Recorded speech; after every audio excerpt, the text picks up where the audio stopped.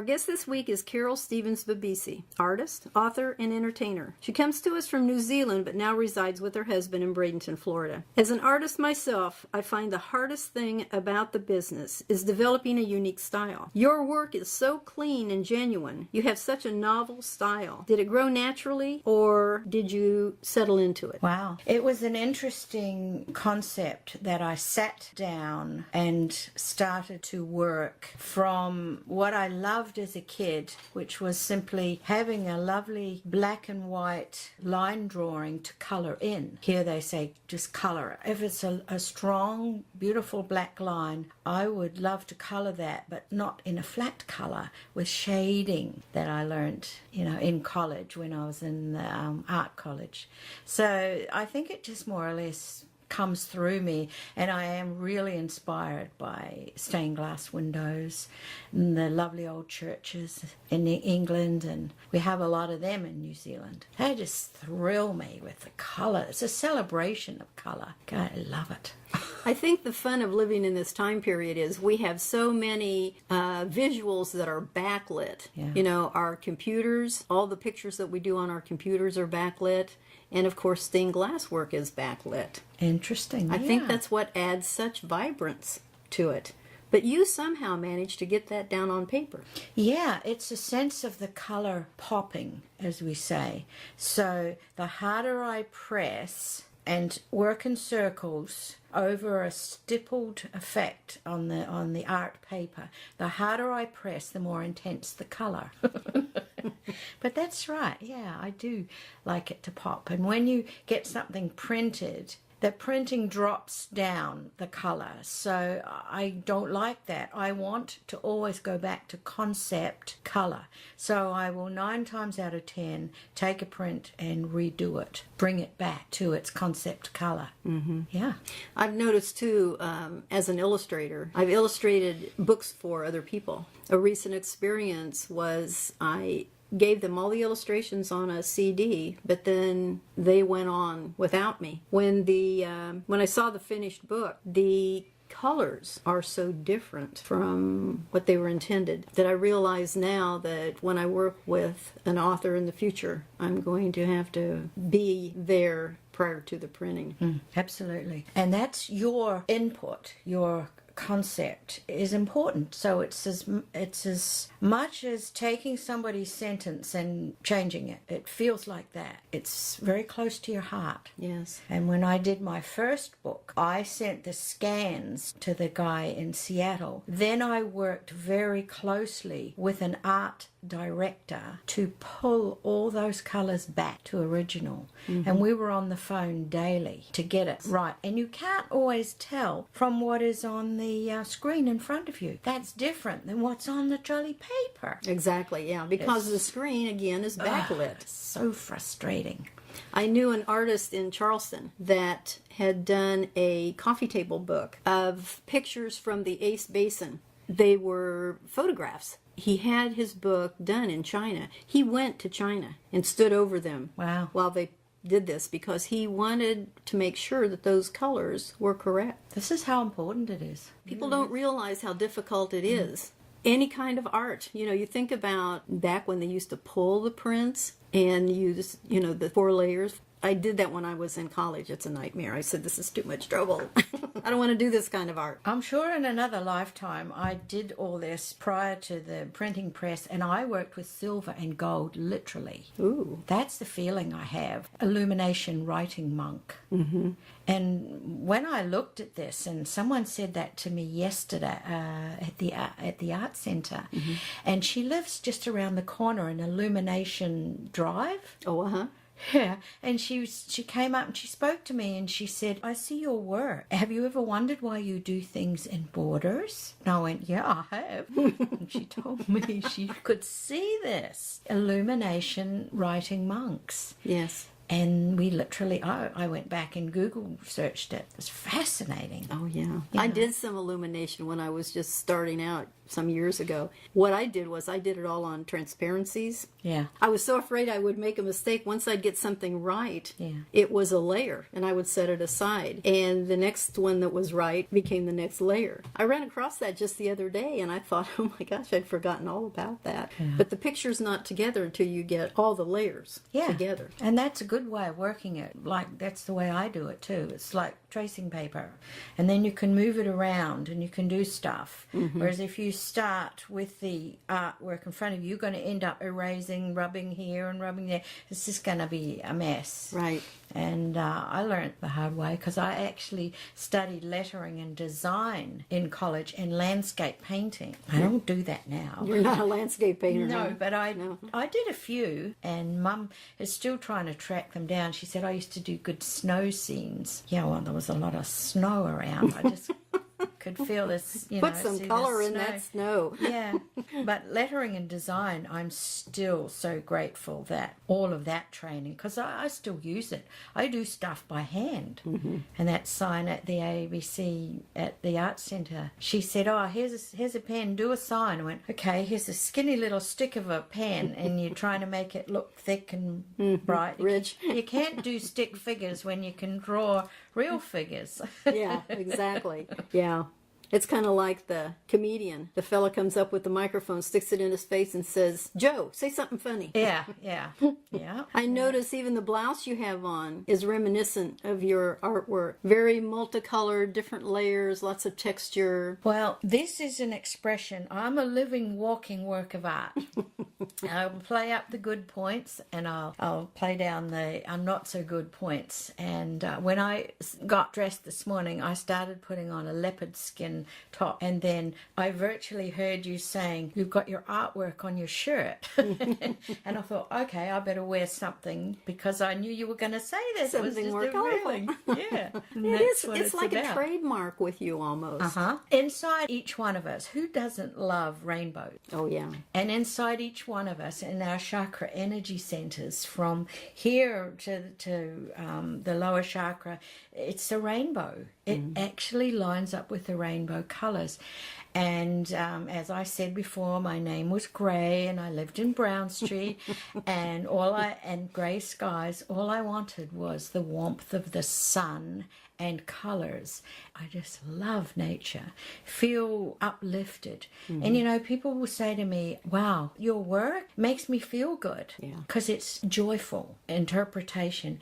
And I realized that I was doing all this for me, to help me heal. And then I'm sharing it now with others. I'm so grateful I'm able to do it. I know you do things. You did your book. You illustrated your book, and you've got paintings, cats and girls and mandalas. But have you ever thought about designing fabric? Yeah, I know it's a repeat pattern. So as I'm trying to break into art licensing, I'm seeing something that, given a repeat process, becomes fabric, the material. Right. And I've never really done it, but on my website, under the heading Art Licensing, I had a go at interpreting something like this to translate to art direction, art licensing by Photoshop stuff. So with my webmaster, we photoshopped, and he moved everything around. He's really computer whiz, and I told him where I wanted it. So we took my designs and put them on products. And one of them was the mandala with the dragonflies on it into a beautiful bedspread, and made a pillow and made other things. But strictly speaking, not fabric. I would really like to do that. I'm interested in all aspects of that. Plus, it's more of an avenue for artists to try to make a living other than just hanging something on the wall. Translating it to art on products. The world revolves around, and everything you see is what an artist has touched in some way. touched in some way. Yeah, exactly. Yeah, you're right. So that's another whole thing I'd like to get into, and I'm aiming for that. When I went to Edinburgh to check out the college, I was there during their senior exhibit. It gave me an opportunity to see fields of art I didn't even know existed. And one of them was fabric. One girl, she took material. We know it now as an acid treatment. Right. What you do is you put this product on the material and it eats a certain amount of the material that's in there, leaving a net-like piece. When you hold it then up to the light, you've got some solid design, and then you've got the open network design. Another student added paint to the, what I would consider the negative, the net portion. And then they made things with that. One girl knitted for her exhibit. She took all of the things that she had knitted and she stuffed it. What she ended up with were life-size dogs pulling a sled. Oh my gosh. Of course, being a Libra and not being able to decide what I want to do, You got we're the same in I that. would still be there saying, oh no, I want to do this instead. Yeah. The procrastinating perfectionist. That's what we Is are. that what it is? I don't know that I procrastinate because I tend to take on Well, that's sitting on the way. fence. Oh yeah. Yeah. Well, deliberating, procrastinating, and then we are perfectionists a lot. My problem in what is we I do. can't make a decision because I can see both sides. Yeah, You know. exactly. But which one is right? Well, I don't know. Well, what do you think? So my alter ego Nan and I have this constant conversation in my head. I remember somewhere in college doing silk paint, and they threw salt on it, great lumps of salt. And that then made the colour spread out, and it created the most awesome effect that you couldn't do by hand. Yes. It was a process. I've seen this done Yeah. on paper, Right. but I've never seen it done on cloth. Silk. Oh yeah. my gosh. And we did a silk scarf. Prior to working with Prismacolor pencils, I used to like the liquid embroidery that you squeeze out of the tube. Oh yes. And anything and everything you'd see, like the doilies and the things that we get that were just a nice pattern, but they were plain, I would completely decorate them. And when I was in Australia, I was making things for my grandchildren and writing their names on it because it was the only thing that was liquid that I actually had control of, because I'm not so good with paints or oils or acrylics. I gave that up a while ago because I was too messy. I'd rub my sleeve in it and then, oh gosh, I couldn't stand it. My artist friends laugh at me. I said to Lori Loveberry George one time, I said, you know, I'm going to have you come on my show. I'm going to title it Pastel Artwork Without Gloves, because when we took the pastel classes, I would wear the rubber gloves because it was just so messy. Stand the feel of it. No. And I don't like my hands dirty with paint. No. And then the water constantly dirty, and the jar. Oh no. I loved it when I just Prismacolor pens and pencils working in conjunction with each other Yes. gives a wonderful effect. Yes. And you can put one on top of the other. It's not like one cancels the other one out. It enhances it. I'll have to show you some that I've got because I'm not sure if that's what it is. But once I got this and I started working with it, it's like watercolor in a pen. But then one of the pens was white, was clear. Yeah. I finally realized that was to touch up the color then, because if you catch it while it's still semi-wet, the addition of this little bit of water will give it a whole different effect. Yeah, that was similar to what happened when the salt went on the silk. And the paint. You put the paint on and then you throw salt on and it makes all these patterns and amazing. Amazing. I'm effects. surprised you didn't get more into that because that just sounds like that would be up your alley. Yeah, first one I ever did was like, wow, did I do that? But artistically, I could do flowers, arrange flowers, but that wasn't where I wanted to go. I'd do it if I needed to. Right. And I don't like messy things. Yeah. And I like dry things. Yeah.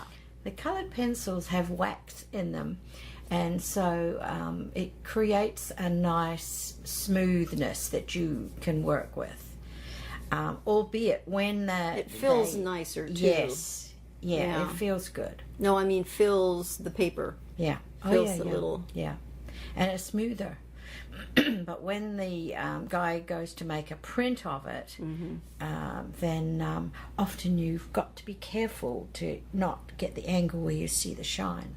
Yes. You know, and he's always saying, gosh, here she comes again, difficult, can't get her blues, can't get her purples.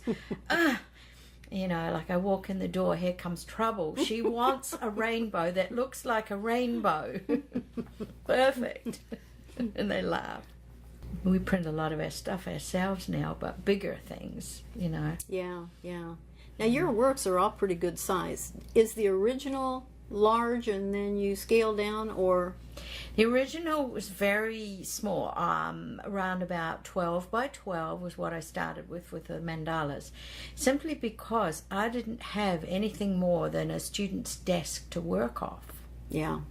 And then one day the next door neighbor was throwing out some stuff at the curb, and here was a computer desk which was about half the size of your desk here. And I went, oh, does this mean that people don't want it? Or is somebody coming to pick it up? And I went and knocked on the door and asked is this garbage, I said, or something. I didn't use the proper word. And they looked at me and said, yeah, you can have it. It was perfect. Yeah. For my room, for what I wanted. And then I bought one of those boards about this size that has a handle on it, and it has two legs, so it sits on an angle. Yes. Or it can be flat. Yeah, that's like my drafting table. I was away once I got that. I could start working bigger, but mainly it starts off the size of the table. Right, exactly. 8 by 11, a little bit bigger, or 12 by 12, the square for the mandalas. Yeah, I still work mainly around about that size, and then I have to stick to 14 by 17 if I want to print it myself, because our scanner is only that size. Yeah. And what I do is I scan the artwork. My husband scans it. He's got more nous about computers than me, and he scans everything in. So we have a record of everything from the black and white version right through. And then when I get the black and white version, he can make me several copies on the art paper. And then if I make a mess up on one, I've got another one. Right. You know. So what paper do you use? It's we went to our friend at Artfinity, and Miguel put us on to this velvet paper, and there's also another paper, I forget the name of it, and there's two art papers, one a lot smoother than the other one. Yeah. And he gave me names for both of them, which I've Cold press, is that one of them? no, but one was called something velvet. Okay. And the other was a giclée. They're both art papers, and Well, the velvet sounds perfect, because I've been trying to find a paper that has some texture to it, but not too much. But not too much. That's Exactly. it. That's the one. And you know, I had I'm doing a picture book for a girl, and this is the second one I've done for someone else.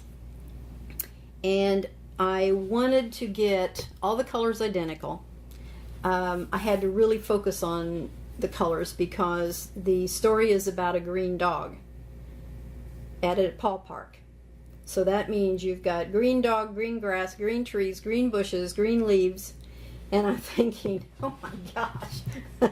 So what I did was I did all the sketches, and then I went on the computer and I used the computer colors.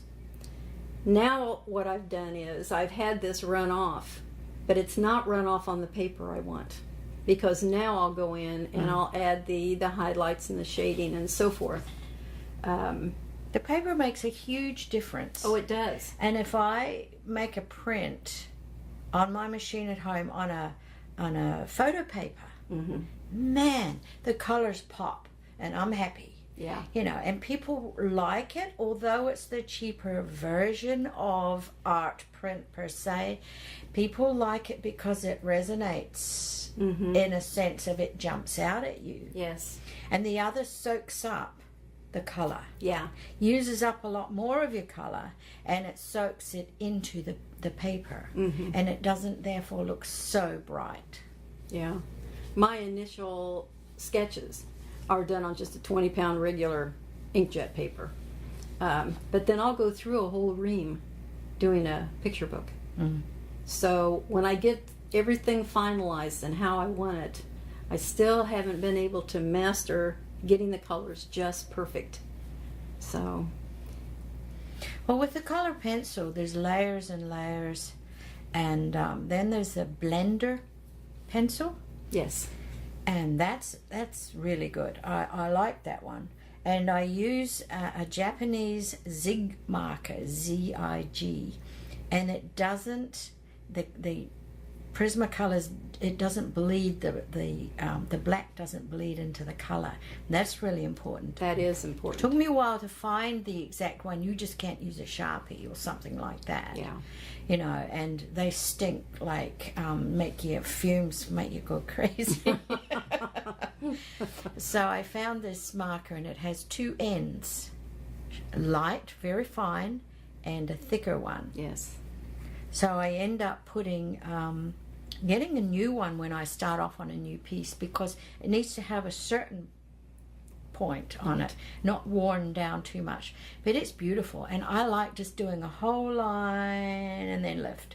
And people look at my stuff and they say, wow, you know, this is computer generated, or it's done on the computer, but everything is hand done, completely.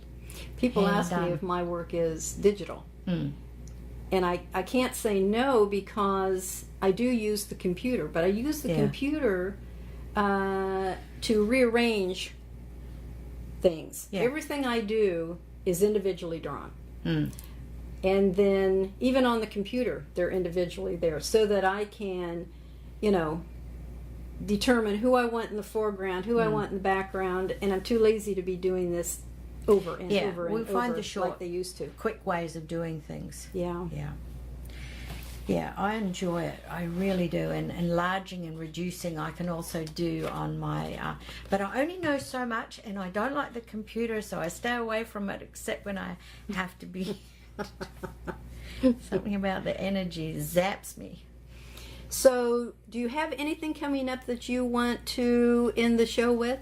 I do. I'm exhibiting with the Wild Child Art Gallery at Matlacha, and that's Pine Island, virtually down the freeway to Jones Loop Road, and it's past the Sandman Book Company. I've got some big things coming up with them as well. Very good. And this lady, Peggy McTeague, she's awesome, and she picked up on me straight away, and she signed me up for the 3-year contract, so I really have to deliver now. And she wants my babies, she wants all my originals, and going, and I've spent nearly over $1,000 just getting all the originals framed, and gonna part with my babies. That's a biggie. Oh, I know. You know what I mean, don't you? Oh, I know. Yeah. I do. And that way back from the times when I was working on that school desk fact, or the kitchen table thing. We've been talking today to Carole Stevens Bibisi, artist, author, and entertainer. She'll come back one day and she'll sing for us. You can learn more about Carole at her website, www.artharmonycreations.com. She's on Facebook. Email her at artharmony@gmail.com. Thank you, Carole. Thank you, Nancy.